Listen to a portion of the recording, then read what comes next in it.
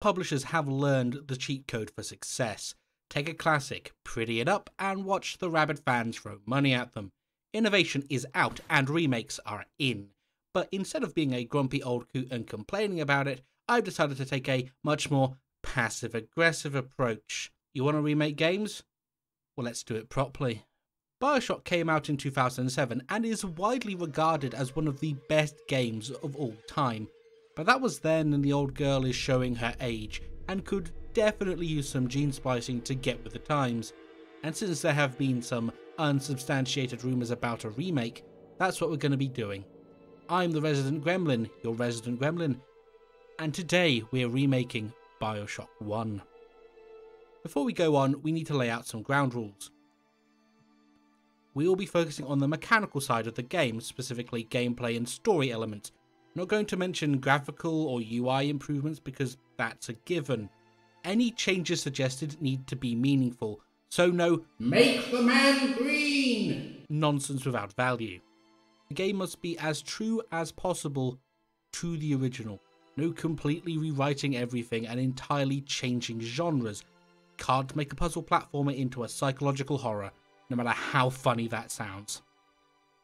Also, goes without saying, but all of these are my own personal thoughts and I have zero, count it, zero game development experience. I am the YouTube equivalent of that one charismatic businessman in all the movies. Without further ado, let's get going. First, let's look at the good and bad aspects of Bioshock so we can get to grips with what we're actually working with. Starting with the good, we of course have the plot, and I don't even think good is enough to cover it. Bioshock masterfully tells its story through audio logs and communications with the few sane survivors of Rapture, giving just enough information to piece things together if you know what you're looking for, but never shows its hand until the very last minute. It's so amazingly executed that it's hard to imagine that it's tied to a first-person shooter from the 360 era.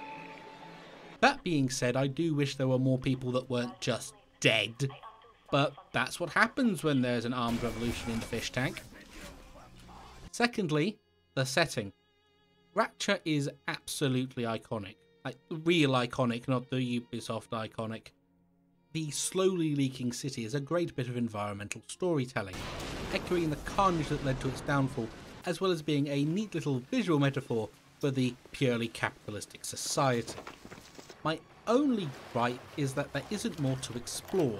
I know it's down to console limitations of the time, but I would have liked a more sprawling aquatic metropolis, what equates to a series of corridors for the most part. I'm not saying it's bad as is, but level design is something that would definitely need building upon in a modern outing.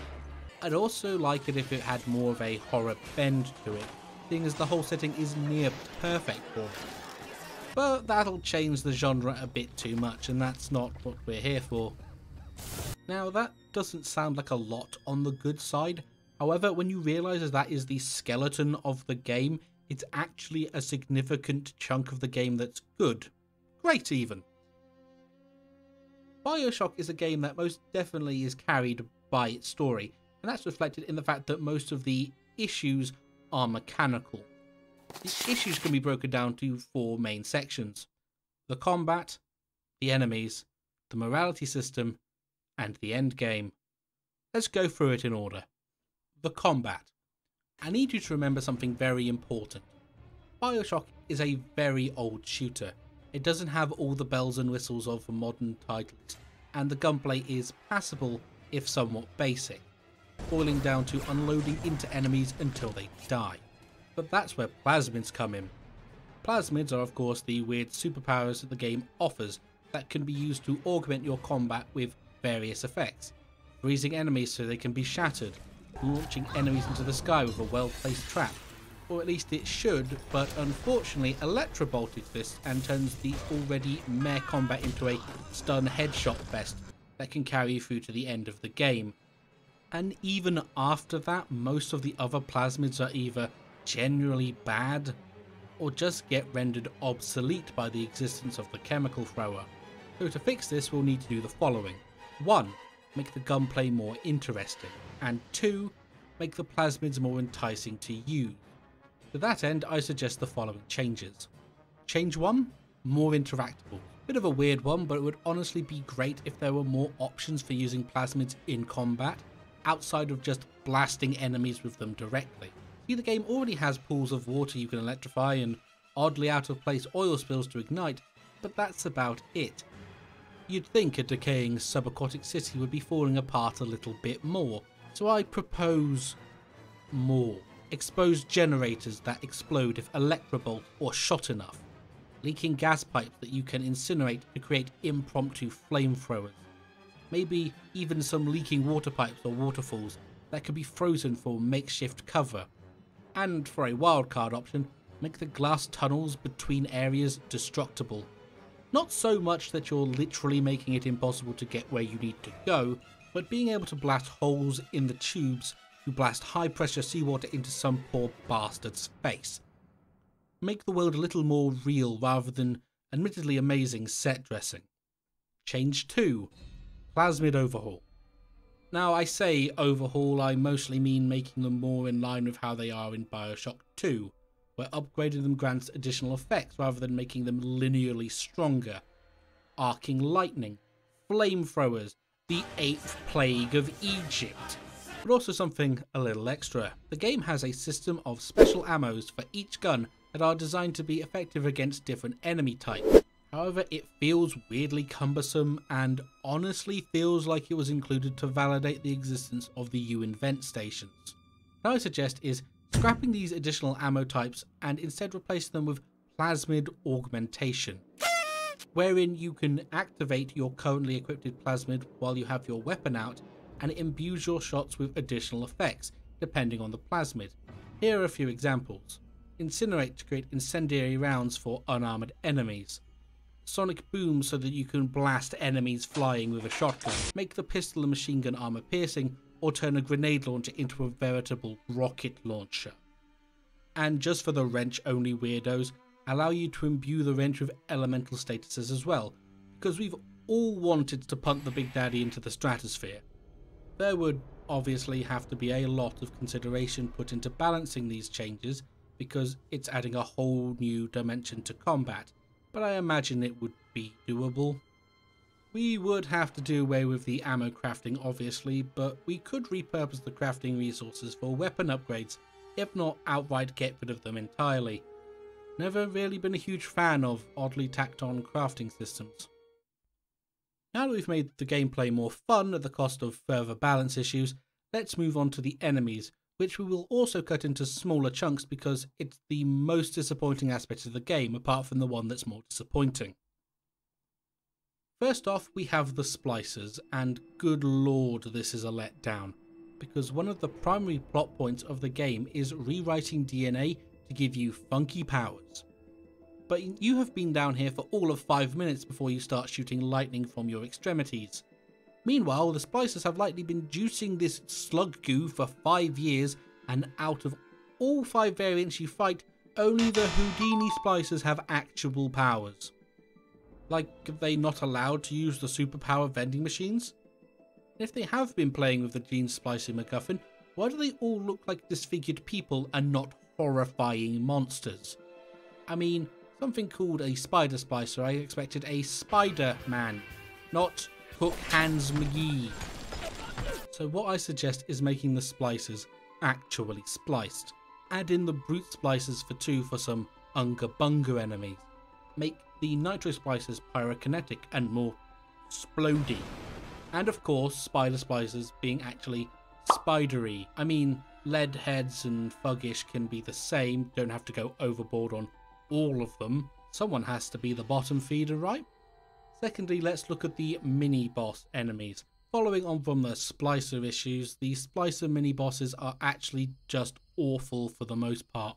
There is one unique boss splicer in the game, and even he's repeated later down the line anyway. Otherwise, they're just normal enemies that appear earlier than they should, or are just immune to stun. Wow! Incredible! Can't think of an exact idea on how to improve it, other than making them have unique gimmicks. Maybe have them explosively teleport when damaged. Maybe have them able to fly with electromagnetism, something. Not just have them be normal dudes. Then we have the big daddies, and man, if there was a more apt example of lore versus gameplay. Because according to lore, these things are absolute tanks, designed to protect the little sisters from mobs of Adam-crazed junkies. Yet in-game, they can be beaten with one zappy boy and a boomstick. You'd think they'd be a wee bit more durable, so here's my idea. Make them more lore accurate. You know those environmental interactables I suggested earlier? Make them more intrinsically required for dealing with the big daddy. Maybe even, if we're feeling spicy, add damage areas where you have to slowly tear them apart. While that might be a bit tedious and need adjusting to make it not annoying, I assume it would be preferable to just bodying the strongest creatures in Rapture. And finally, security systems. Screw the security system, but not for the reason you think. Now, the security is everywhere and they honestly ruin game balance. Why? Because you can hack it. See, hacking has the useful effect of lowering vendor costs and making turrets and cameras work for you. And when the security system works for you, one of the biggest common threats works for you. And you can imagine how much that trivializes encounters. Especially when you get the camera, because swarming attack drones. 2 options spring to mind for fixing this. Option 1, decrease the amount of security lying around. Probably the simpler of the two, just delete some of the things from the world and move on with our lives. Option 2, and my preferred choice, make it so the hack has a duration. So you don't just have a permanent robot army backing you up through the entire area. And if that's a bit too harsh, how about giving the hacked enemies a failsafe, where after a few minutes they just explode or something, so long as it balances out the robot uprising. With the enemies lying dead in our wake, we move on to the morality system. Who doesn't love a good morality system? I don't. Most of them are awful, and Bioshock's is no exception. Mainly because your choice only affects the ending and otherwise doesn't matter. Because some lovely internet people did the maths, harvesting all 21 little sisters nets you 3,360 Adam, while saving them only gives you 1,680. Now, Gremlin, I hear you say. I am a mathematologist and I can assure you that 3,360 is much bigger than 1,680. Well, my dear straw man, did you know the game also gives you 200 Adam for every 3 little sisters you save? So the total becomes 3,080. And that's basically a non-existent difference, and I mentioned the smaller number to trap you, you fool! But yeah, that's 280 between them, and that's without the rest of the care package that includes unique plasmids and tonics not available anywhere else. So ultimately boils down to, do you want power now or power later? So we need to make the choice actually mean something while also keeping the spirit of it. And the solution is rather brilliant in its simplicity. Rebalance the amount of Adam you get. Increase the amount of Adam from harvesting so you can buy everything in the Gatherer's Garden. Yeah, for some reason you can't get everything from the shop even by being an asshole. Take that, capitalism! On the flip side, we should make the Adam lower for saving, but also make the care package gifts just so much better, because most are useless if not ultimately superfluous. Hypnotize Big Daddy. Maybe something that improves damage to Big Daddies, or just makes them go berserk against everything. Something that adequately compensates you for not harvesting children for goo. Do not harvest children for goo. Complex questions of morality resolved, we now have to deal with the worst part of the game. The end game. God, the end game. It's a bit weird that a lot of beloved classics completely fall apart in the last 10% of the game, and Bioshock definitely is a victim of this. Everything after the twist basically boils down to running around picking up MacGuffins, while the entirety of Rapture rushes you in the narrowest corridors imaginable. Because someone realised the big twist, while still one of the best moments in gaming, would not have been a satisfying place to end things. It feels like it's just there to pad the runtime, and really kills the mood having to do all this busy work before getting to the climactic showdown.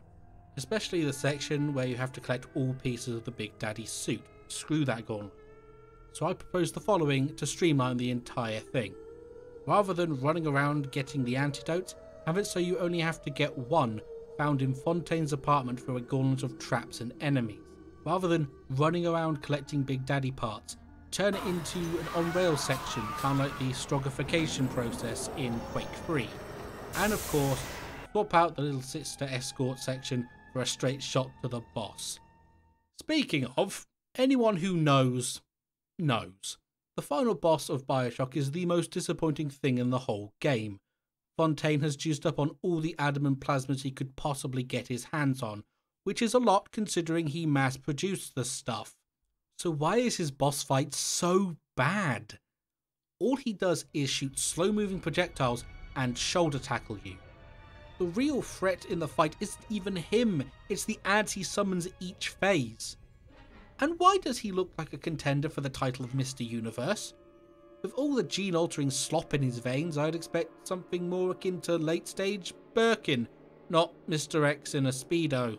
The whole thing is a boring mess, but fear not, for in my infinite wisdom I will fix it. Firstly, make the first phase the muscular Adonis one. Physical attacks with some elemental moves thrown in.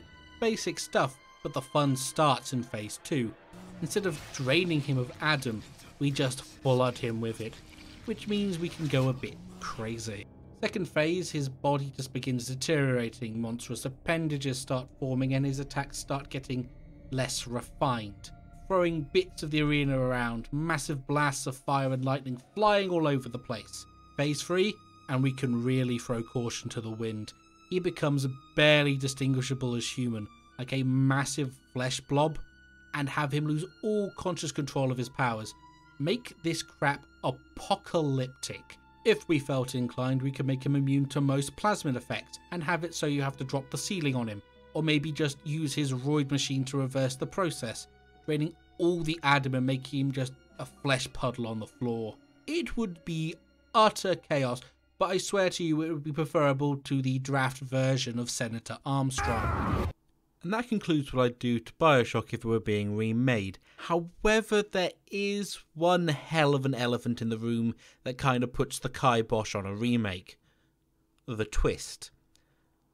I've already mentioned it's a masterpiece of storytelling, subverting expectations without seeming out of nowhere. In fact, as I've said before, the game gives you everything you need to figure it out, except the final piece. I'd honestly consider it to be the greatest plot twist gaming has ever pulled, but therein lies the problem. It's a good trick, but it's a trick you can only pull once. First playthrough, you're completely sideswiped by it. Second, you're trying to pick out every piece of the puzzle the game drops your way. After that, it's just a shooter. It loses its gravitas. But I wouldn't say it shouldn't be remade just for that. Hell, Dead Space fans already knew the twist before going into the remake, but they wanted the nostalgia kick, and for newcomers to experience what they did back in the day. But regardless, do you agree with my ideas? Am I wrong and is Fontaine's a brilliant boss fight? It's not, don't lie to yourself. Did I miss anything, or are there any additional changes you'd make? I am the Resident Gremlin, and I'll see you next time.